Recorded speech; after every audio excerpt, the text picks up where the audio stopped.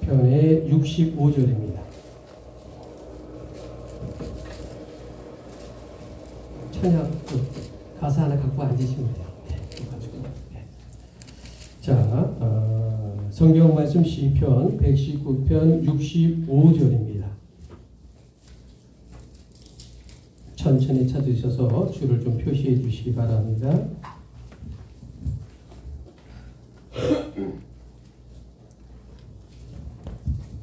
자, 시편 119 65절입니다. 여호와여 주의 말씀대로 주의 종을 선대하셨나이다. 자, 66절입니다. 시작. 내가 주의 명령들을 쓰러사오니 종용찰과 지식들에게 가르치소서. 고난 당하기 전에는 내가 그릇 행하였더니 이제는 주의 말씀을 지키나이다. 주는 선하사 선을 행하시오니 주의 은혜로 나를 가르치소서. 교만한 자들이 거짓을 지어 나를 치려하였사오나 나는 전심으로 주의 법도들을 지키리이다. 그들의 마음은 살쪄서 기름덩이 같으나 나는 주의 법을 즐거워하나이다. 고난당한 것이 내게 유익이라. 이로 말미암아 내가 주의 율례들을 배우게 되었나이다. 자, 우리 71절 한 목소리로 시작. 주의 입의 법이 내게는 천천 금은보다 좋으니라. 아멘. 자, 오늘의 주제, 주보를 갖고 계신 분도 있고 주보를 갖고 못한 분도 있을 겁니다. 자, 오늘의 주제가 고난 속에서 나를 만드시는 주님입니다. 자, 우리 힘차게 한번 복唱합니다. 시작. 고난 속에서 나를 만드시는 주님. 자, 저와 함께 눈높이를 맞추시고 인사합니다. 주님의 이름으로 사랑합니다. 주님의 이름으로 사랑합니다. 좌우로 한번 합니다. 주님의 이름으로 사랑하고 주님의 이름으로 축복을 드립니다. 그래요. 얼마나 귀한지 모릅니다. 여러분, 인간이 이 세상에 태어나서 하루하루를 사는 것을 뭐라고 하냐면 인생이다 라고 하죠. 자, 그러면 우리에게 인생은 과연 무엇일까? 우선 우리가 하나님께 예배를 드리는 시간이므로 신앙의 고백을 드려야 하겠다라는 거죠. 여러분, 누가 나에게 인생이 무엇이냐고 묻는다면 과연 우리는 뭐라고 대답을 해야 좋을까? 물론 정답은 없습니다. 근데 첫 번째 우리 홀팸 선교의 양선교 목사님께 여쭤보고 싶어요. 누군가 우리 목사님께 당신의 인생이 무엇입니까? 라고 물어본다면 우리 목사님은 어떻게 대답을 하고 싶으세요? 대답을 해줄까? 젊은 사람이 물어봤어. 예. 하나님을 사랑하는 것이 인생의 아름답니다. 아, 멋있네요. 예. 그래요. 자, 우리 각종 선생님한테 여쭤보고 싶은데 목이 쉬어서 안 물어볼게요.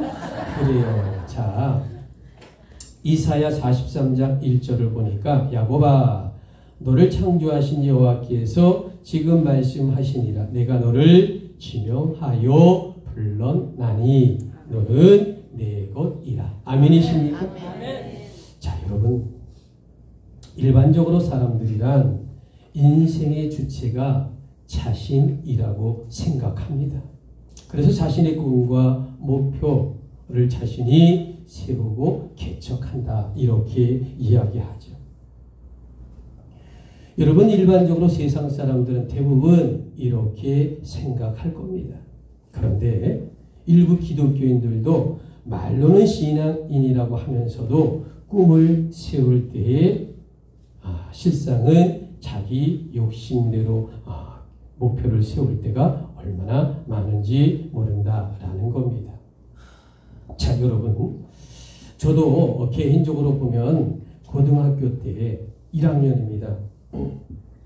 1976년 여름에 한계령 설악산을 캠핑 세 친구가 왔다가 한계령을 넘어가면서 태어나서 그렇게 아름다운 경치를 처음 봤어요. 저는 경기도 사는데 너무 아름다운 거예요.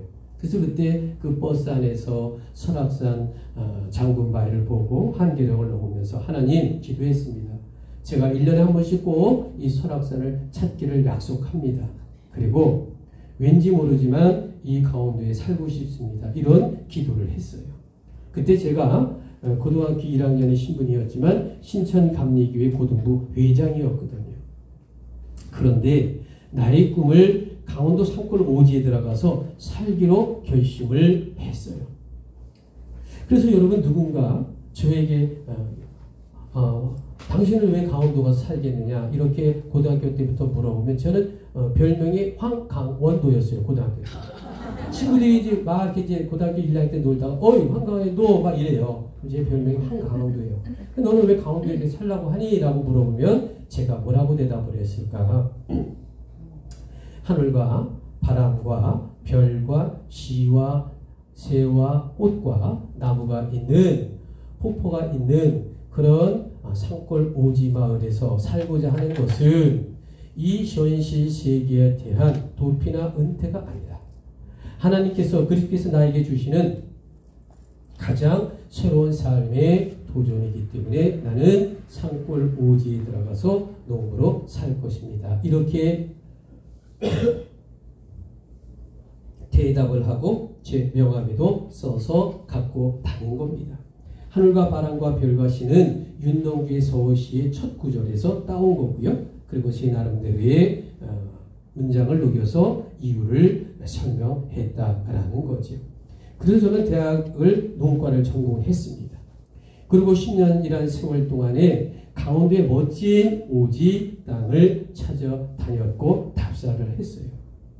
그런데 그 모델이 어디 있냐면 제임스 휠튼이라고 하는 잃어버린 지평설이라고 하는 1953년도에 나왔던 소설이 있어요. 그리고 이 문학작품을 통해 잃어버린 지평설이라고 하는 텔레비에서도 한 20번 정도 방영을 했던 것으로 기억이 납니다. 어쨌든 그런 멋진 샹그리라가 바로 여기서 나온 건데 그런 세계를 꿈꾸고 멋진 강원도 산골에 살고 싶어 했던 젊은이입니다.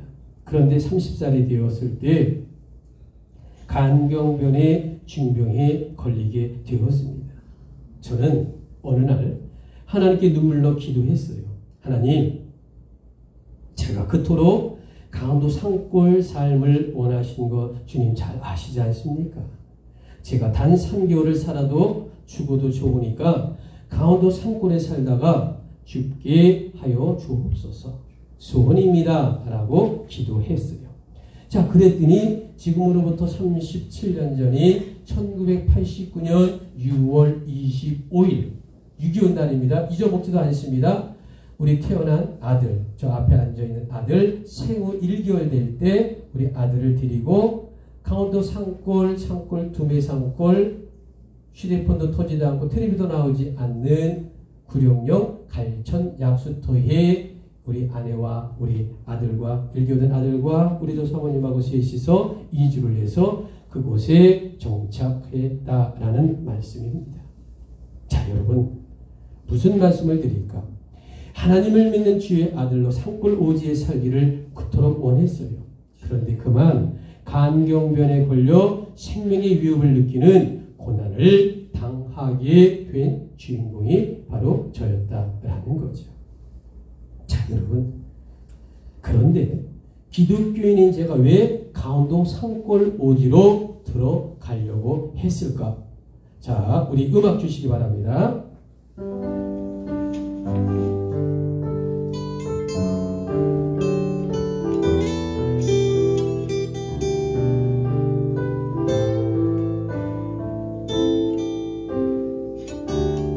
그대와 살고픈 산골 마을,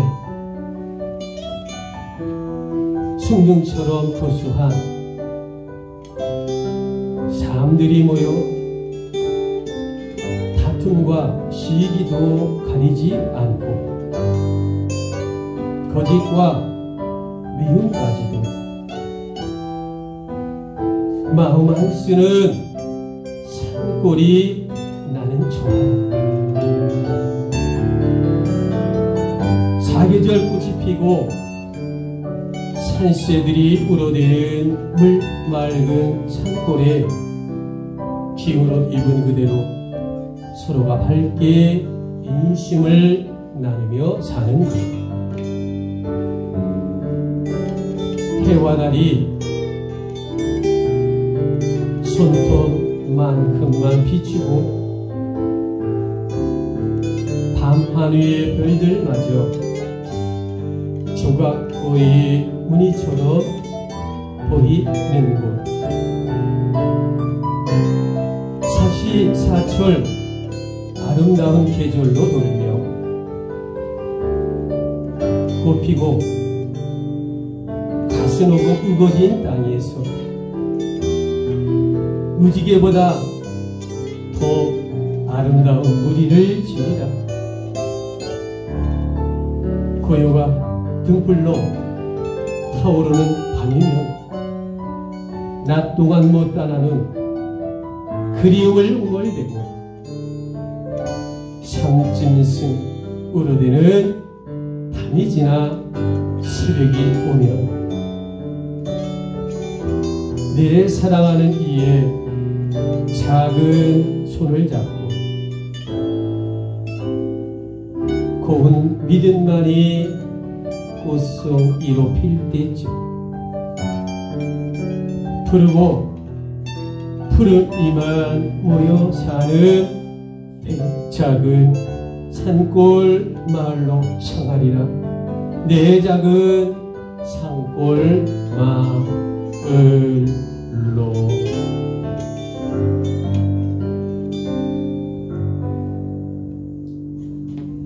자, 여러분, 오늘 본문의 이야기 시편 119편이 과연 무엇을 말하고 있을까요?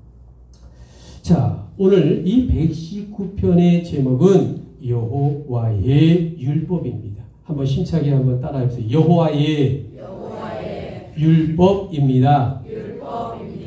자, 시편 119편 1절을 한번 성경 바이블 텍스트를 보시기 바랍니다. 성경입니다.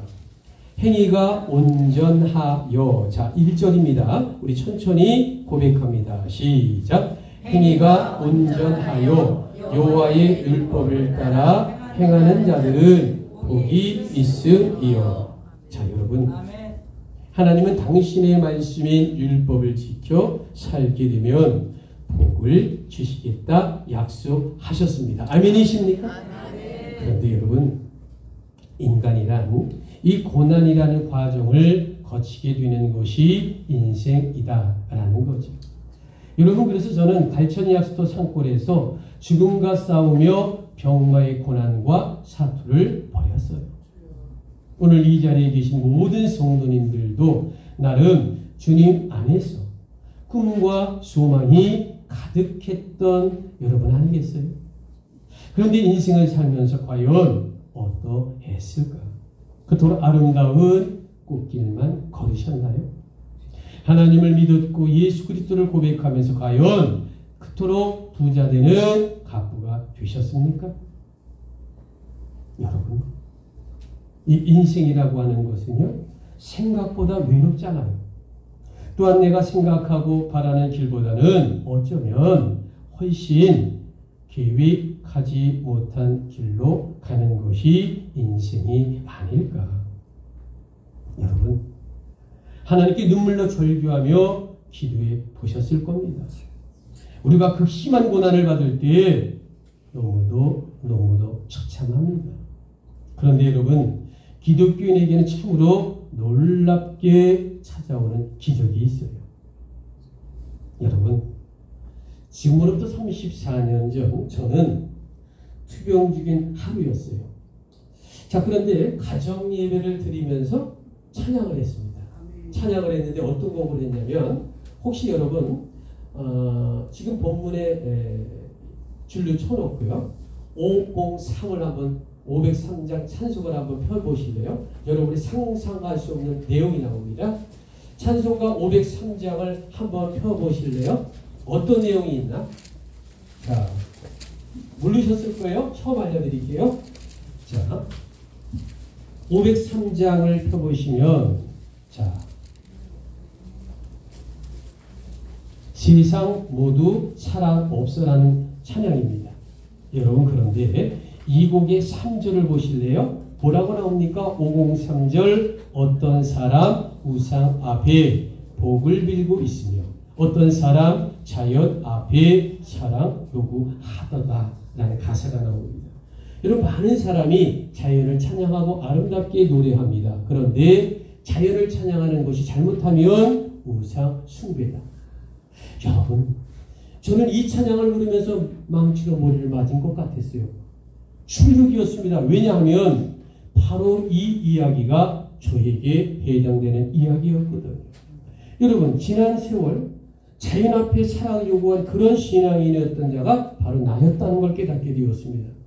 말로는 하나님 안에서 가장 새로운 도전이기 때문에 산골 오지에 산다고 했지만, 그런데 내 심중 깊은 곳에 자연이 내게는 사랑의 대상이 우상이었다라고 하는 것을 성경을 통해 이 찬송의 가사를 통해 깨닫게 된 겁니다. 아니, 가사의 찬송에 그게 있을 줄 누가 알았냐고, 이런 내용이 있을 줄. 기가 막힙니다, 찬양이. 자, 이사야 43장 1절, 야곱아 너를 창조하신 여호와께서 지금 말씀하시리라. 내가 너를 지명하여 불렀나니 너는 내 것이라. 자, 우리 찬양합니다. 나의 안에 거하라. 함께 해주시기 바랍니다. 많이 부탁드립니다.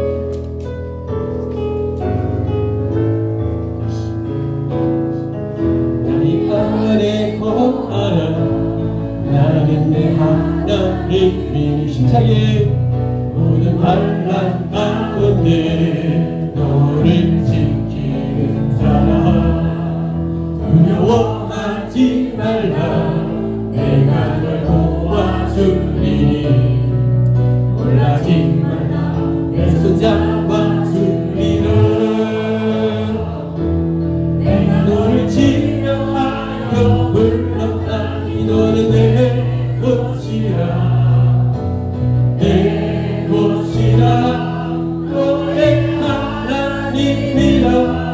내가 너를 보내러 멈추기 아예 여기거라. 너를 사랑하는 내 여호와를. 아멘. 얼마나 귀합니까?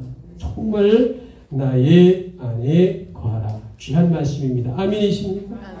여러분, 우리는 여기서 놀라운 것을 발견할 수 있습니다. 우리 인생이요, 우리는 메인이 아니에요. 우리는 서버예요. 자, 우리의 주체 인생의 주제는 누굴까? 메인인 하나님이에요. 우리는 서버입니다. 부제예요, 부제. 근데 우리는 말로는 그렇게 해요. 하나님 사랑합니다라고 하면서도 우리는 내 인생에 내가 메인이라고 생각해요. 내가 꿈과 비전과 계획을 다 세워놓고 하나님 주시옵소서라고 한다고요. 아닙니다. 철저하게 우리는, 우리 성경을 보세요. 성경에서 딱 두 가지를 강조하죠. 우리 인간을 지으신 첫째의 목적이 하나님이 당신을 영화롭게 경화롭게 경외하기 위해서 우리를 창조하잖아요. 두 번째는 뭐라고 얘기합니까? 나 여호와를 찬양하라. 우리가 만들어진 것은 여호와 하나님을 찬양하고 경외하고 사랑하고 찬양하기 위해서 만들어지는 거예요. 그 안에서, 예수님 안에서 우리가 경배하고 찬양했을 때 그 안에서 꿈과 비전이 있는 것이지 나의 꿈과 비전에 예수님의 부재로 따라오는 것이 아니란 말이죠. 우리 기독교인들이 말은 이렇게 해도 이 간단한 원리를 모르기 때문에 인생이 내가 개척하고 주관하는 것으로 착각하고 있다라는 겁니다. 이것이 뭘까? 기독교인 믿음과 신앙 안에서 이 메인과 소울을 혼돈하고 있다라는 겁니다. 여러분, 그래서 한때 저처럼 하나님의 안에 자연 속의 농부로 사는 것이 하나님의 뜻이라고 착각하는 경우가 얼마나 삶 속에 적군 외에 많은 기독교인들의 오차가 있을 수 있습니다. 여러분, 신앙인으로 기독교인이 산골 농부로 산다는 거 나쁜 것 아니죠. 과연 문제는 어디에 있었을까? 그것은 하나님의 뜻 안에서 내 꿈과 비전을 내 마음대로 세웠다라는 겁니다. 과연 문제가 어디에 있었을까? 즉 내 생각과 내 계획으로 내 꿈과 바람을 세우게 될 때 때론 그것이 나의 욕심의 인생이 아닐까? 여러분, 하나님께서 뜻과 섭리 속에 나에 대한 계획이 있었다고 하는 사실입니다. 그런데 우리 믿는 자들이 이것을 놓치는 경우가 의외로 참으로 많다라는 거죠. 그런데 아주 놀라운 것이 있어요. 자, 우리 시편 119편 67절 성경 오늘 본문입니다. 본문. 자, 고난당하기 전에 자, 우리 천천히 다시 한번 본문의 말씀을 고백합니다. 시작. 고난 당하기 전에는 내가 그릇 당하였더니 이제는 주의 말씀을 지키나이다. 자, 여러분, 우리 인생의 고난이란 과연 어떻습니까? 상상을 초월할 만큼 아프고도 고통스럽습니다. 아니, 두 번 다시 생각하고 싶지 않아요. 왜 그럴까? 이 고난이란 눈물이요 처참하기 때문이다라는 거죠. 그러므로 여러분, 우리 인생에서 고난을 과연 몇 번 만나야 정답이 될까? 물론 고난에도 크고 작은 질량의 강도가 있을 겁니다. 그러므로 여러분, 신앙인이라고 할지라도 고난이란 사람에 따라 횟수가 다르다라는 것이죠. 여러분, 이 고난에서 기독교인은 한 가지를 꼭 알아야 합니다. 성경은 고난의 역경이 하나님께 그 답이 있다라고 기록하고 있습니다. 시편 34편 19절을 보니까 의인은 고난이 많으나 여호와께서 그 모든 고난에서 건지시는 도다라고 말씀하고 있습니다. 아멘이십니까? 아멘. 그래요. 시편 기자는 의인은 고난이 참으로 많다라고 말하고 있습니다. 그래서 시편 50편 15절을 보니까 환난 날에 나를 부르라. 내가 너를 건지리니 내가 나를 영화롭게 하리로다 라고 기록하고 말씀하고 있는 겁니다. 아멘. 자, 여러분, 이 고난과 환난 때 우리는 하나님께 부르짖는 귀한 성도가 되기를 주님의 이름으로 축복합니다. 아멘. 고난에서 건지시는 분이란 오직 여호와 한 분이십니다. 아멘. 그런데 여러분, 고난의 순간에는 너무도 아파요. 아니, 내 앞에 너무도 캄캄하여 때론 불평이 나올 수도 있습니다. 여러분, 이것이 지난 세월 우리의 모습이 아니었을까? 솔직히 내 고난이 너무 충격이라 하나님께 살짝 원망할 때도 없지 않게 있었을지 모릅니다. 자, 여러분, 이런 관점에서 우리 두 번째 찬양, 왜 나만 겪는 고난이다. 우리 1, 2절 찬양합니다.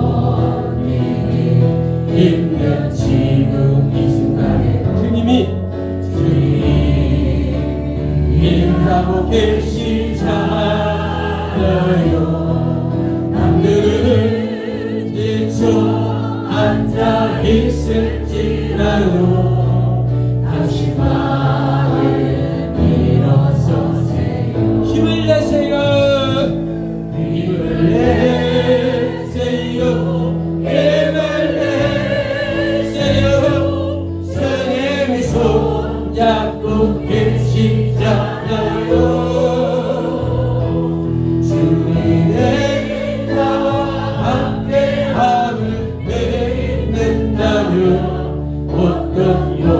고난도 이길 수 있잖아요. 2절 왜 이런 슬픔 왜 이런 슬픔 찾아왔는지 원망하지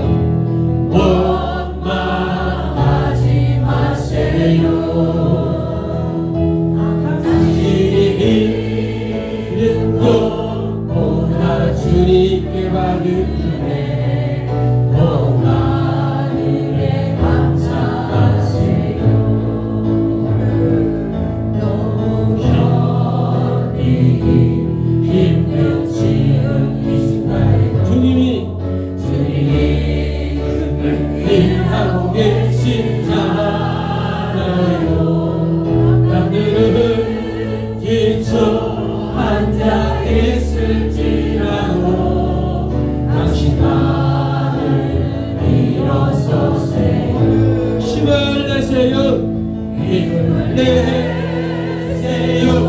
힘을 내세요. 주의 손 잡고 계시잖아요. 주님의 나와 함께함을 믿는다면 어떤 고난도 견딜 수 있잖아요.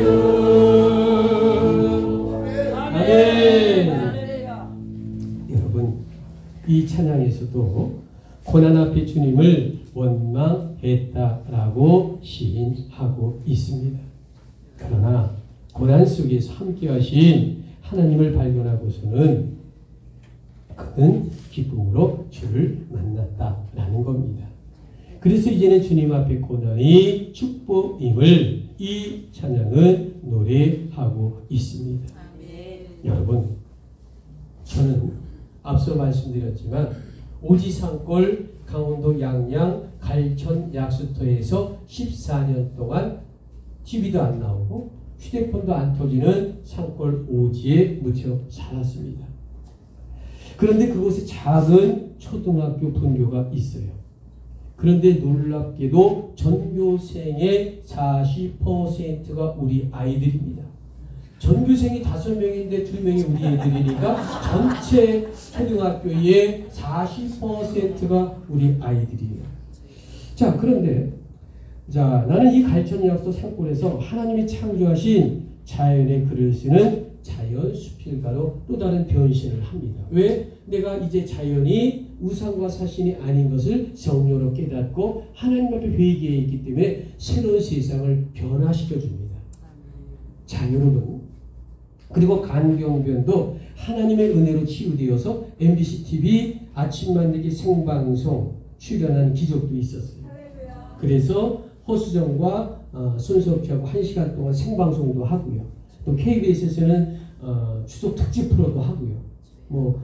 또 이 지방방송도 많이 나가고요. 여러 가지 TV 출연을 했습니다.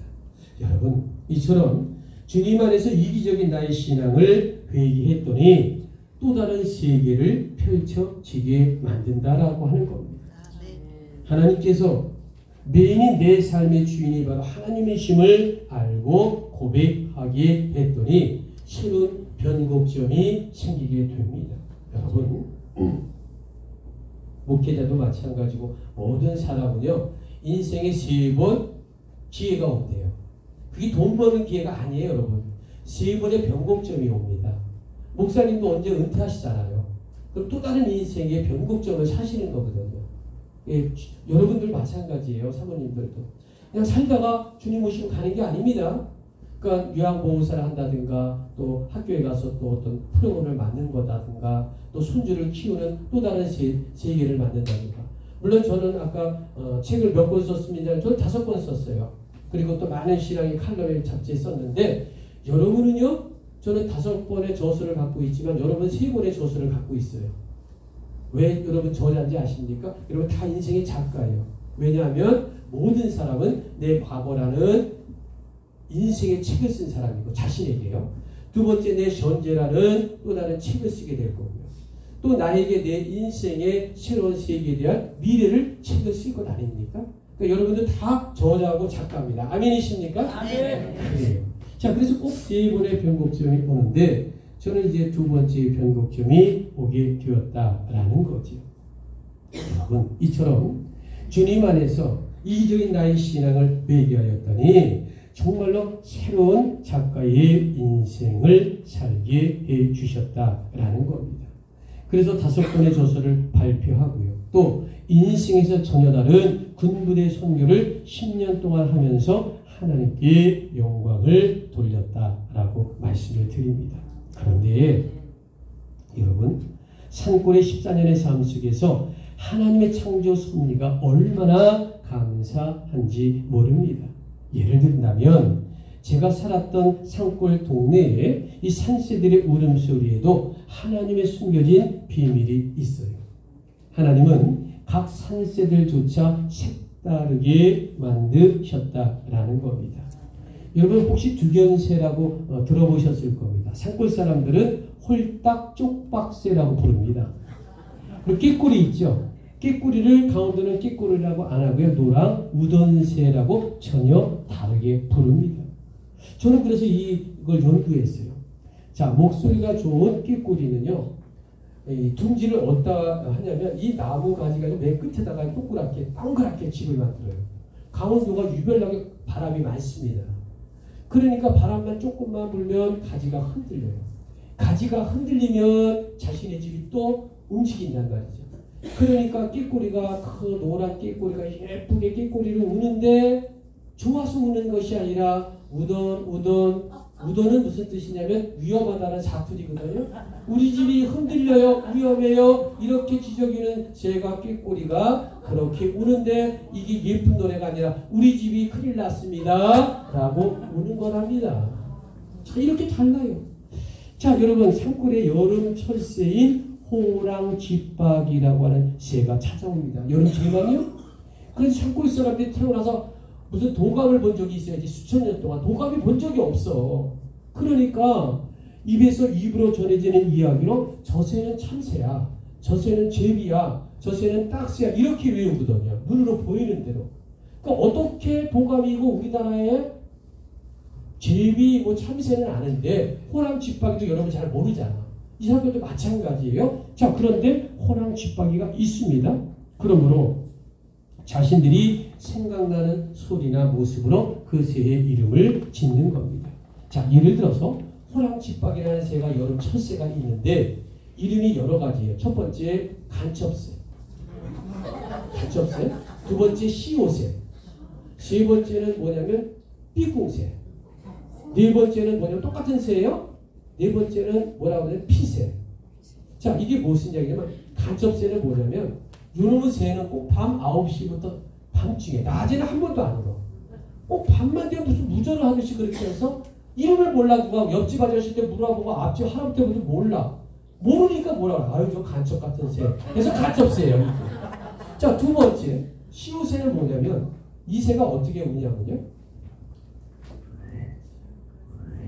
잘 안 나오네. 어쨌든 시우 뭐 이런 식으로 나요. 그 매일 끊임없이 나요. 밤에 밤 9시부터 한 새벽 6시까지.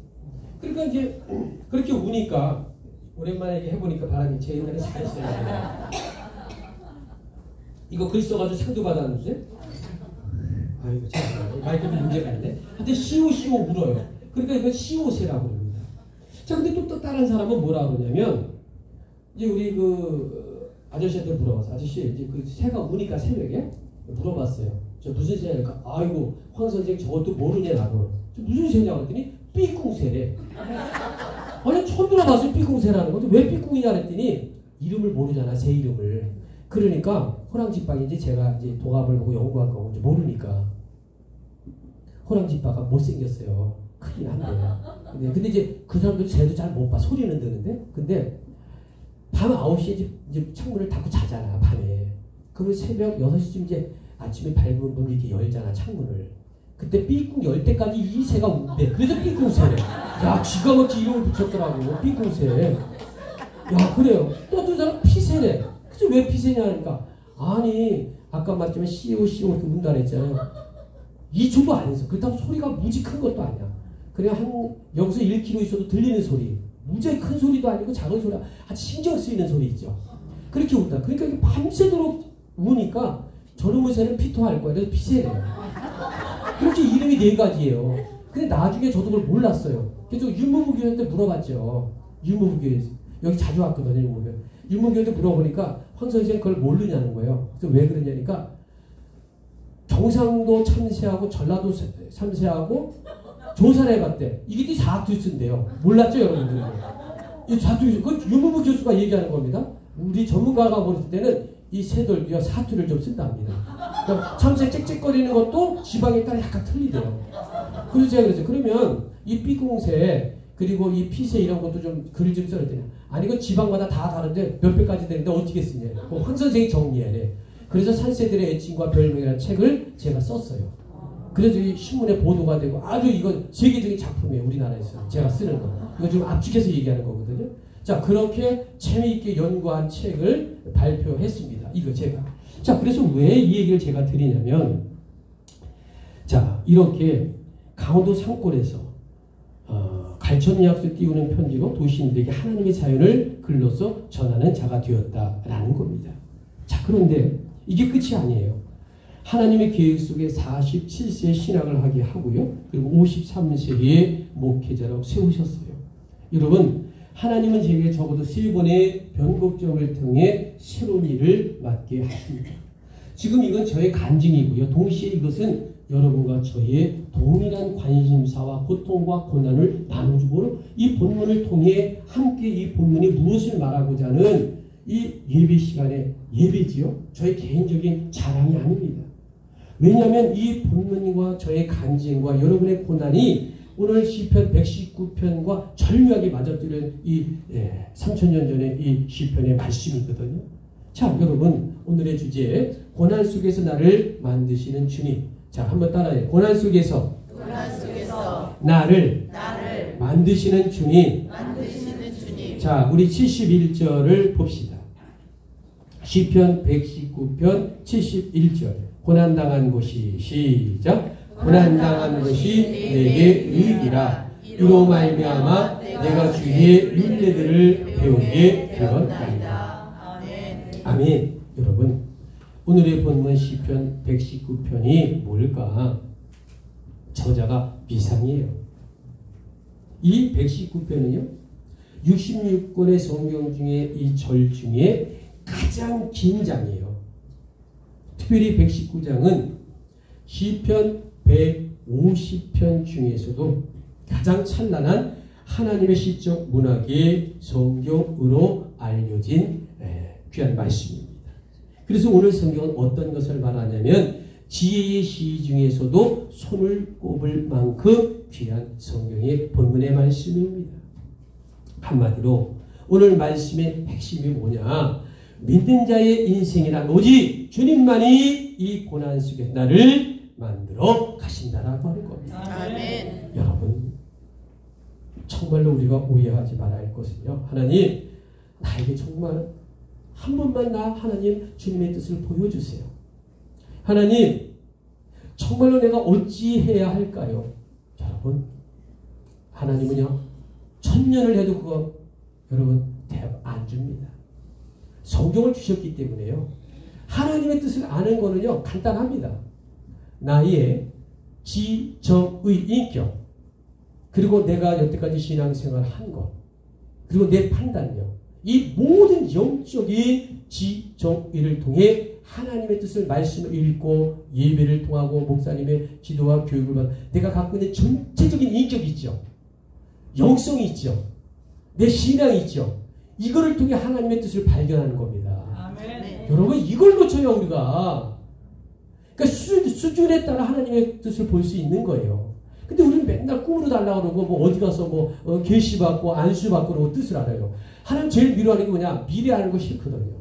그러니까 그러면 이런 논리라고 하면 어떤 것이 성립이 되냐면, 자, 그러면 우리의 지정이 그리고 우리가 예배하고 우리의 신앙이 완벽합니까? 완벽하지 않죠. 그러니까 쓰러지고 넘어지고 때로는 돌아가도 결국 하나님이 우리를 성숙시켜주는 거예요. 그게 강합니다. 그 강력한 우리의 신앙의 단단함으로 이루어지는 거지. 그 고난이 우리에게 유익이라고 하는 겁니다. 아멘이십니까? 아멘. 다만 고난이 한 50번쯤 올 거면 하나님 한 20번 줄여주세요. 그 기도는 있을 수 있어. 그렇지 않아요? 너무 괴로우니까.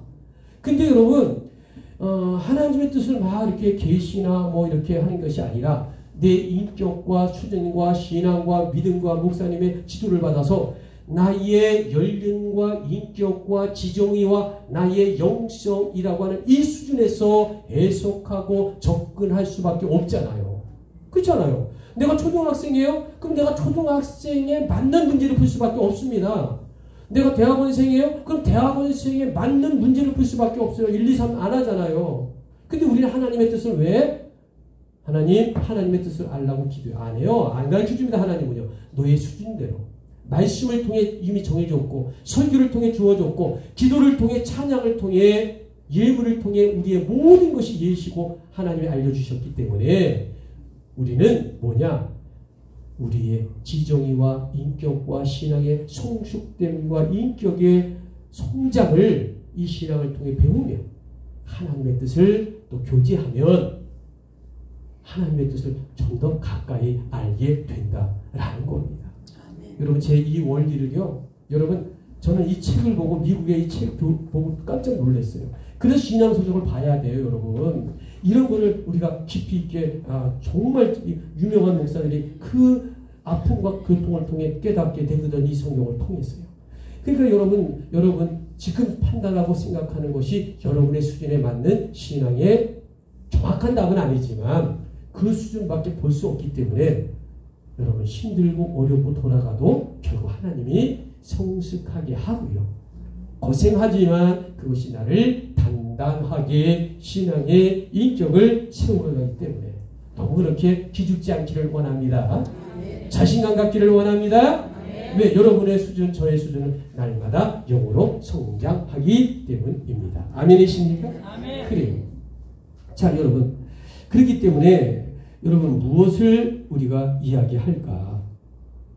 주를 믿는다고 하면서도 내 교만으로 내 생각으로 이 인생을 살아오는 것.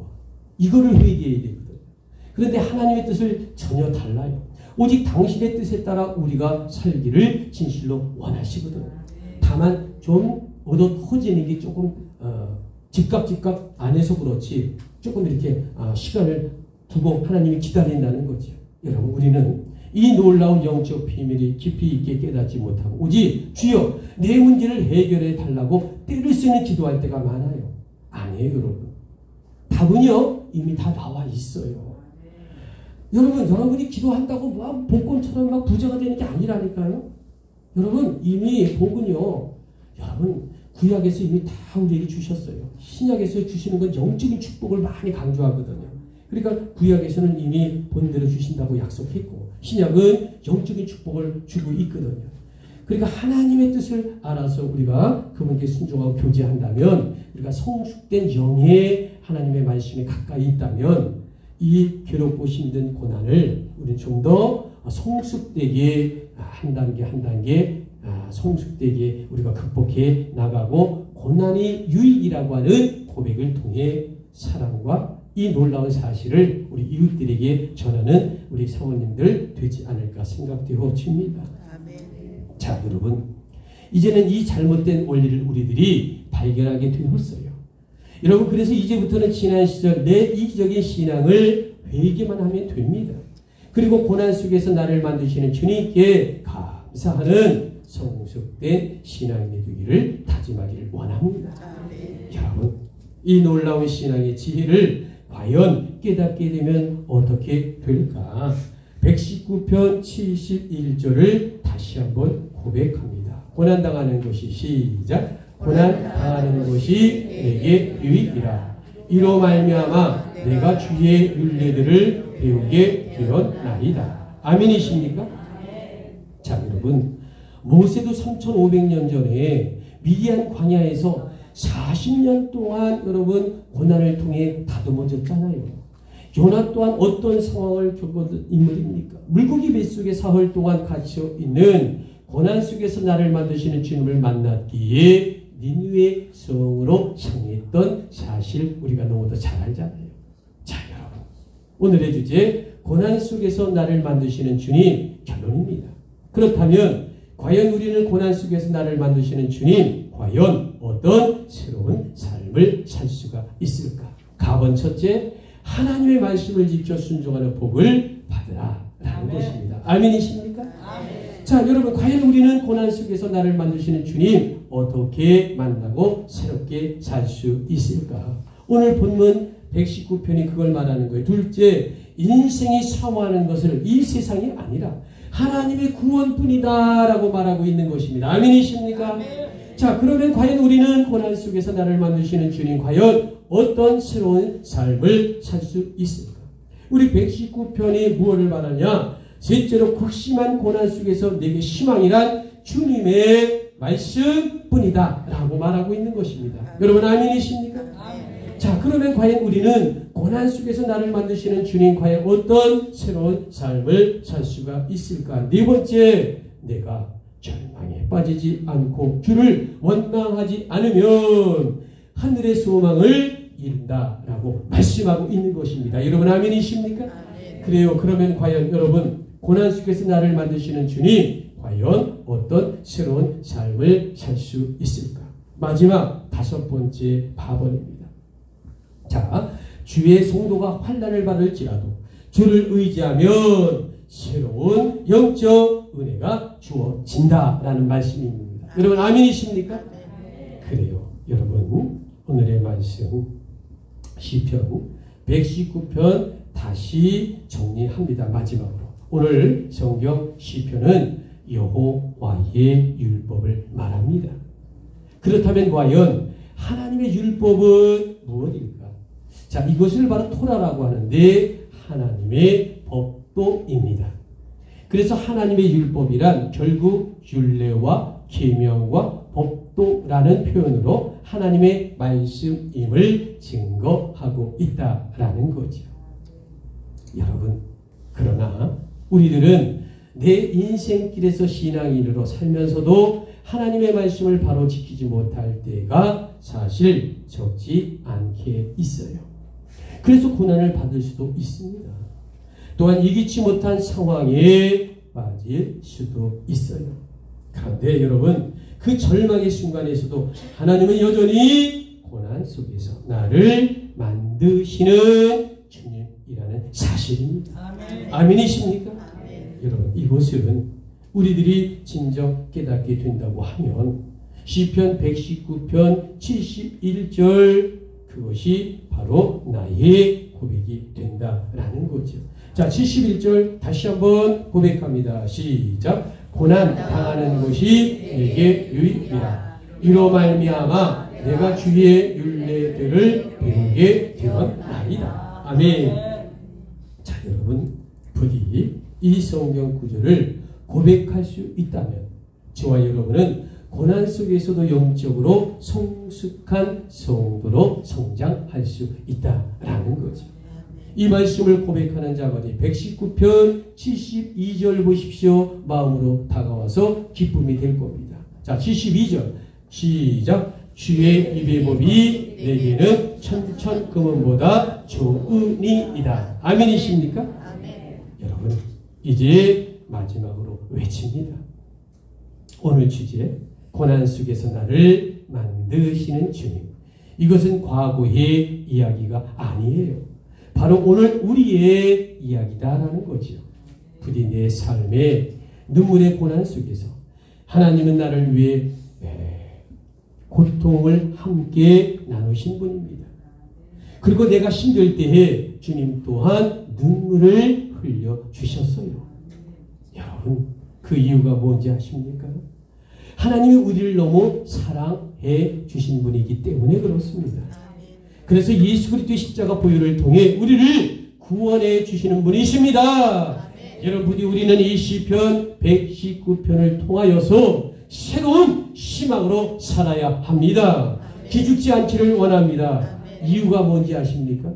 그것은 바로 고난 속에서 나를 만드시는 주님, 바로 내 인생의 이야기라는 것을 새삼 우리가 깨닫고 감사하기 때문이다라는 겁니다. 아멘이십니까? 아멘. 여러분, 이 모든 것을 한마디로 정의하면 과연 무엇일까?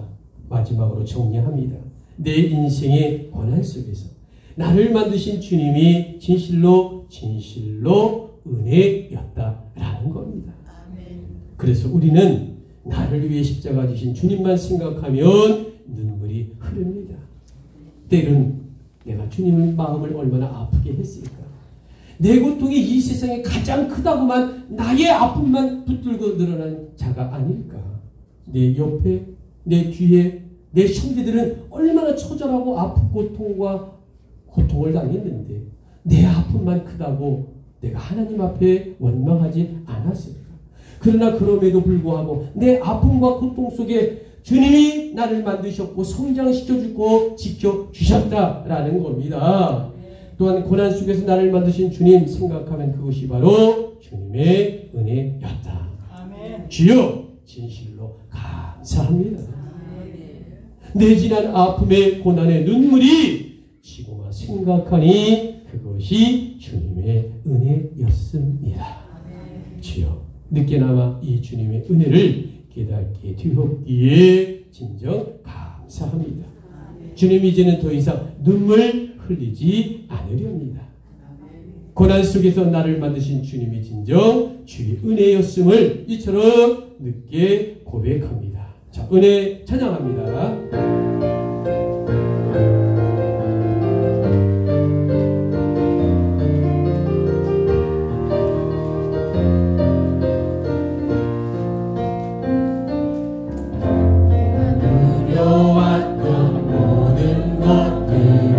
내가 지나왔던 모든 시간이 내가 걸어왔던 모든 순간이 당연한 것 아니라 은혜였소. 아침해가 뜨고 저녁에 봄의 꽃향기와 가을의 열매 변하는 계절의 모든 순간이 당연한 것 아니라 은혜였소.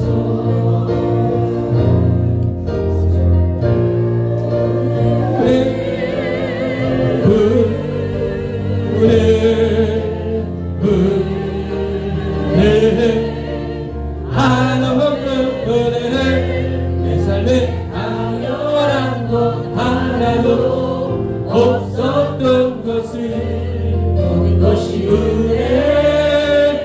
은혜였소. 내가 이 땅에 태어나 사는 것 어린아이 시절과 지금까지 숨을 쉬며 살며 꿈을 꾸는 삶 당연한 것 아니라 은혜였어. 내가 하나님의 자녀로 살며 오늘 찬양하고 예배하는 삶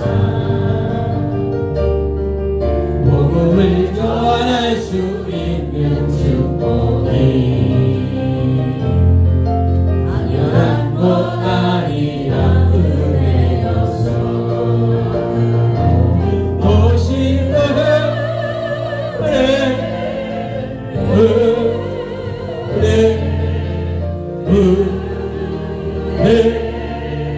한없는 은혜는 내 삶에 당연한 것 하나도 없었던 것을 모든 것이 은혜였소. 모든 것이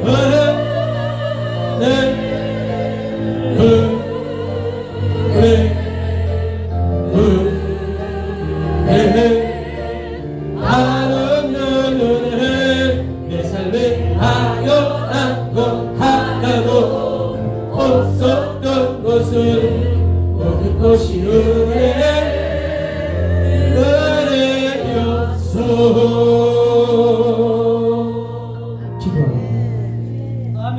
사랑과 은혜가 충만하신 하나님